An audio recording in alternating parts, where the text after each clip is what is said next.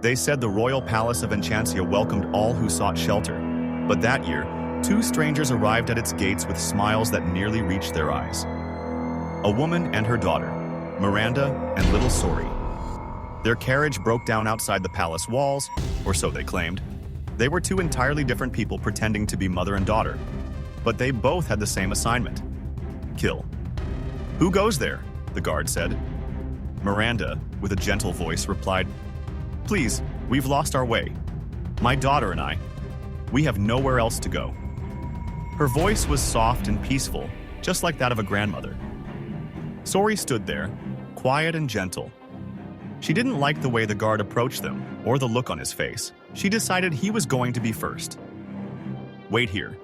I'll inform the king," said the guard. The gates opened, and the fate of the palace sealed shut. The palace welcomed them warmly. King Roland was known to be a kind man, always ready to help anyone in need. He offered them rooms near the royal family. Her daughter sat silently, eyes fixed on the king's children, Amber and James. "Do you like the palace, Sory?" James asked. "It's beautiful," she said softly. "I especially like how big the mirrors are." Her tone was innocent, barely audible, like distant chanting. "We can show you the garden tomorrow," said James cheerfully. "Oh, I'd love that. I really would," Sory replied with a strange smile. Amber was particularly quiet. Unlike her father and brother, she wasn't really fond of new people, so she stayed silent. That night, Sory couldn't sleep. Unlike Miranda, her co-worker, she wasn't ready to waste time. She wanted to get the job done as soon as possible so she could move on to the next one. Yeah, she was that twisted. But unknown to her partner and the people who sent her, Sory had her heart set on something much more important: the Amulet of Enchantia. A necklace so powerful it could overthrow an entire kingdom. She was tired of running errands for those above her. She knew that amulet was the key to her own rise, so she just stood by her mirror for hours, whispering to it. A day passed, and strange things began to happen. The maids whispered of footsteps in the hallway when no one was there, of faint laughter echoing through empty rooms. One morning, Bailiwick found something odd on the palace wall. Deep scratches, jagged and deliberate. "Your Majesty," Bailiwick said worriedly. "It looks like claw marks." "Human ones." "Perhaps just wear and tear," King Roland replied. "We'll have it cleaned." Bailiwick didn't really like Miranda. He thought she was just another gold digger trying to steal the king's money. But to Miranda, blood was worth far more than gold. That night, Cedric, the king's sorcerer and the great hero of this tale, saw something much worse. He found Sory in the hallway, her tiny hands dragging across the stone, nails scraping as she whispered to herself. "Hello, who are you? What are you doing there?" he asked cautiously. He spent most of his time in his tower, so he didn't know the castle had guests. "I need to get this done quick. I cannot stand the colors of these walls," Sory said quietly. He thought to himself, who is this kid? Is she one of Amber's friends? And what was she muttering about? He thought maybe she was sleepwalking or just repeating lines from a storybook she'd read. But deep down, he could feel there was something eerie about this child. That night, he barely slept. By morning, his spells began to misfire. The ink in his journals turned black, pages ripped on their own, and every book containing the word amulet began to bleed. That's when he knew something terrible was happening, and someone in the palace was practicing dark magic. Judging by the leaking words from every book about the amulet, he knew it was a sign. "The Amulet of Enchantia," he whispered, frightened. He made up his mind to investigate. When he arrived at the room where Sory was staying, the door was slightly open. Candles burned, though it was noon. On the floor, a girl standing on top of a burning kingdom, and in her hand, an amulet. "I knew it," Cedric whispered. "You shouldn't be in here, kid. He hates it when people come in, uninvited." When he turned, her eyes were glossy, unfocused, as if she was somewhere else entirely. And on the wall behind her, the scratches had spelled one word: him. And so, it was decided. Mr. Cedric must die. That night, the palace grew quiet. Too quiet. Usually, the palace was surrounded by singing birds and animals that came to play in the royal garden. But that night, there were none. The air felt heavy, mystic, like something was holding its breath. Cedric moved through the dark with his staff in hand, eyes wide as if he'd just seen a ghost. He knew Sory wasn't a normal child. He knew she wasn't Amber's friend. He knew she was a child of dark magic, and she had come for the amulet. But what did the writing on the wall mean? Him. Did it mean me? He whispered to himself. Does it mean me? Shaken, he clutched his staff tighter. He made it his personal mission to stop Sory. But what he didn't know was that Sory didn't come alone. The next morning, Miranda and Sory finally decided to begin. In their cult, it was custom to wait at least a week before making their first mark, so that the bloodshed and ashes wouldn't be traced back to the newly welcomed guests. The king was walking through the garden, as he did every morning when Miranda approached him. They say no one is more charming than the king of Enchantia, Miranda said sweetly. King Roland smiled politely. A king is only as fine as his kingdom. It's because of you that the kingdom is this beautiful, she continued softly, and because of your strength that it's so peaceful. Your wife must be so proud. I'm sorry, the king said. I don't have a wife. Miranda widened her eyes, pretending to be shocked. You don't have a wife? She was taken, not long after James and Amber were born, he said quietly. I'm so sorry, Your Highness. It must be hard staying alone all the time. For a man of your magnitude and power. But her words made the king uncomfortable. It sounded more like seduction than sympathy. He rose to his feet and left without another word. Miranda's smile faded. She was furious. She didn't expect the king to be such a hard mark. This is going to be harder than I thought, she muttered. But, oh well, I do love a challenge. Bailiwick, who had been nearby tending to the garden, overheard the conversation. He didn't trust Miranda. He was certain she was after the king's money, or worse, the title of queen. Meanwhile, in his tower, Cedric searched through old scrolls for records of mirror spirits and possessions. And there, buried deep within an ancient book, he found a single, terrifying line. The Child of Mirrors will open the gate when invited in by royal blood. And then it all made sense. The king's kindness was the key. They had been invited in. At sunrise, a guard named Clint failed to appear for his duties. The head guard, irritated, stormed off to his quarters to confront him. But what he saw made his blood run cold. The bed was soaked in blood. The walls, streaked with it. Red, sticky, and silent. There was no trace of a body, no weapon, and no sign of a struggle. Sory had taken out her first mark. What atrocity is this?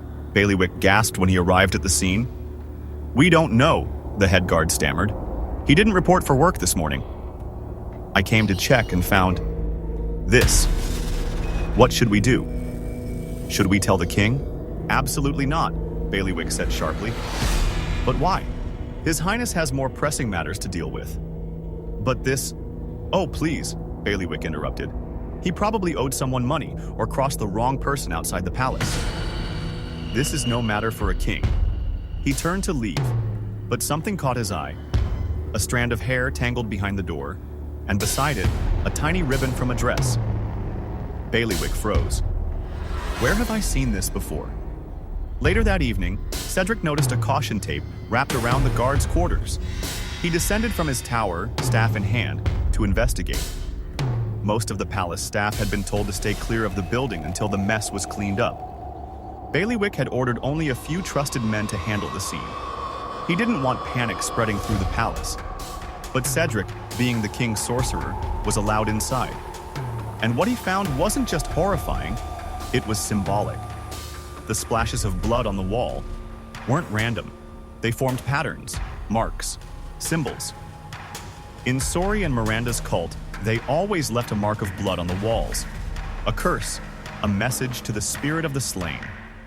It meant, if you wish to seek vengeance, be ready to face something far worse. It was night. Cedric was terrified. He knew the cult. He knew exactly what he was up against. Even when the guards repeated Bailiwick's theory that Clint's murder must have been personal, Cedric knew that was a lie. He knew it was Sory. "What am I going to do?" he whispered.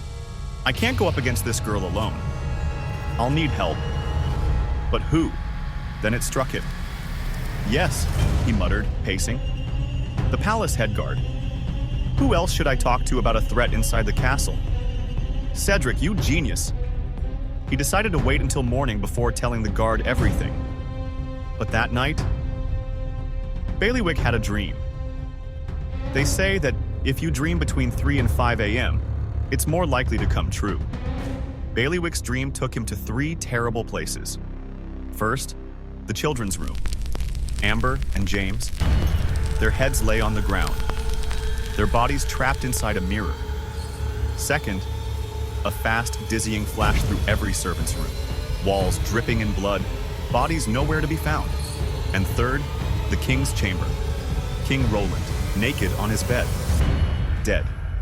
Bailiwick woke with a gasp. His eyes were red as blood, his clothes soaked in sweat. He'd never had a dream so vivid. He sat there, shaking. Could the incident from yesterday be connected to this? The palace was falling apart from the inside. Mirrors cracked for no reason. Candles snuffed themselves out. Sory's power was spreading, filling every corner of the castle. Eyes in the paintings began to move. She could see everything, be everywhere. Her work was nearly complete. Miranda, on the other hand, the spiritual seductress called for missions involving temptation and deceit, had her own plan. And it began with the king. The next morning, Miranda entered the king's study carrying a tray of muffins. "What's this?" the king asked. "A peace offering," she said sweetly. "To apologize for my words the other day." "It's all right," he replied. "Let's put it behind us." "Good," she smiled. "Then you don't mind if I join you?" Bailiwick stepped into the room. "Your Majesty, what are you eating?" he asked, his tone uneasy. "Oh, just some muffins Miranda baked for me," said the king. "Muffins?" "Yes. Would you like one?" "Miranda, you may leave us now," Bailiwick said sternly. Miranda's eyes flashed, but she held her composure and walked out. "Your Highness, I can't believe you," Bailiwick hissed. "You accepted food from a woman you've only known a week? What if she's put something dangerous in it?" "Something dangerous? Don't be ridiculous, Bailiwick."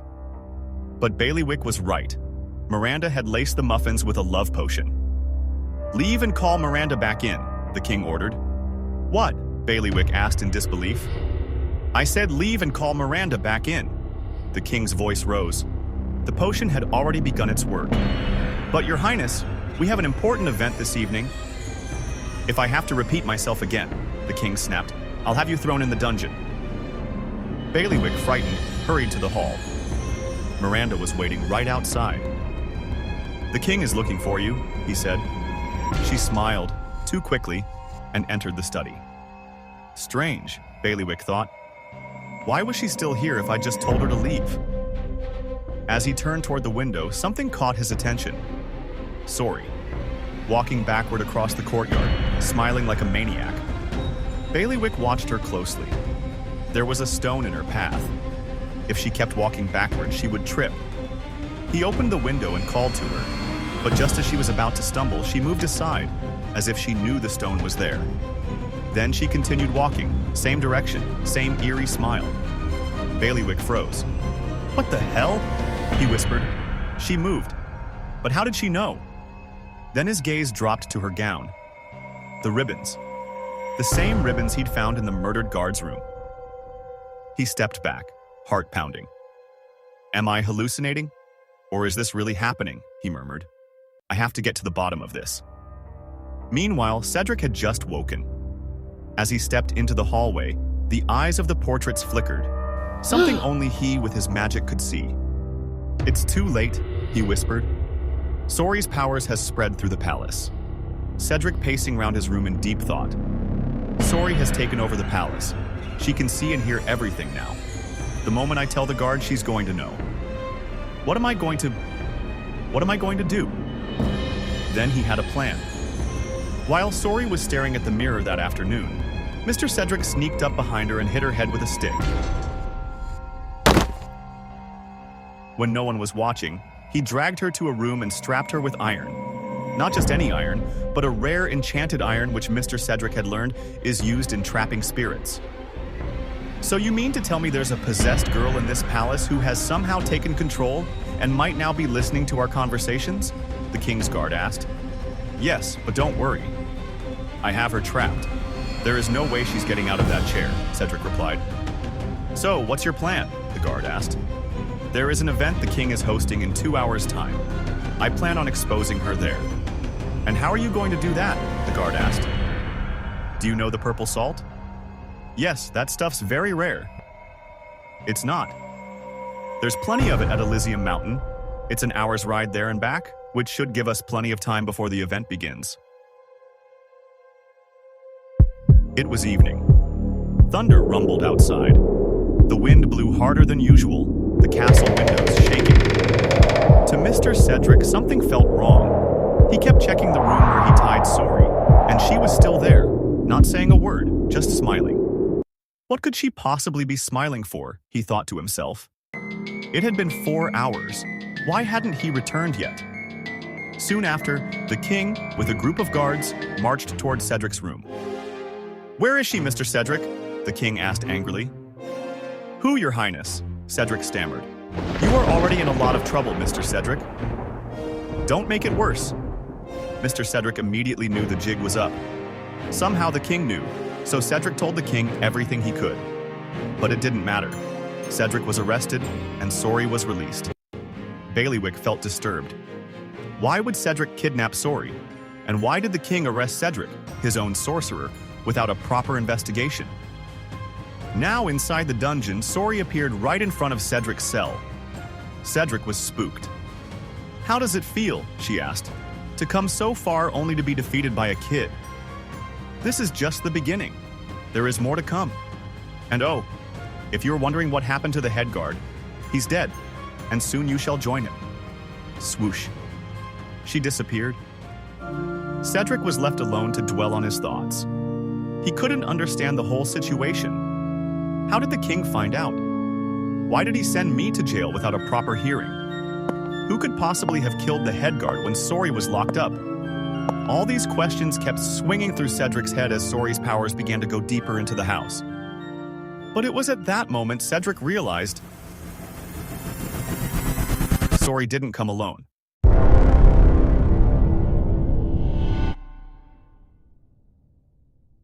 Subscribe for more, if you dare.